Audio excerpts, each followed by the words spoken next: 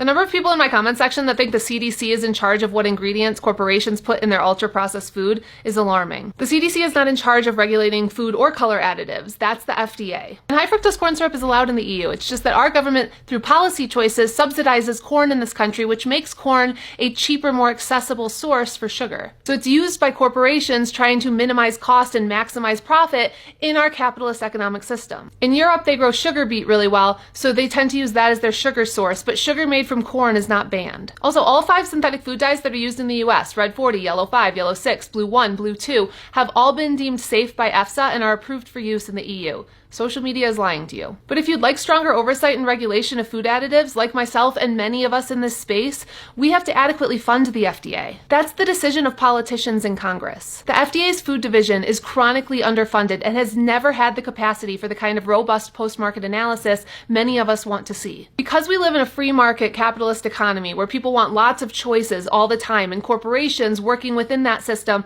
are trying to maximize profit, those corporations rely on a lot of additives to innovate their offerings, extend shelf life, and make their products more marketable. And our politicians in Congress have consistently refused to adequately fund the FDA to improve ingredient oversight and post-market analysis. In the 90s, the drug side overcame these underfunding challenges by charging pharma companies user fees like other regulated industries. But the foods division has never had a comparable funding stream, and it has always been expected to oversee a massive growing food system without adequate budget. Which is why nutrition and public health experts have been calling for stronger, better funded food oversight for decades. The irony is that the Biden administration reorganized the food division into a unified human food program and allocated funding, including for food safety and nutrition programs that were explicitly meant to improve additive oversight and rebuild consumer trust. But the Trump administration fired so many of those scientists that the head of the new food division resigned, saying that it had become impossible to do his job. You're here now concerned, like many of us, but don't understand why we're actually in this place. If we want stronger oversight of food additives, we need more funding for scientists at the FDA. Guess what makes that problem a whole lot worse?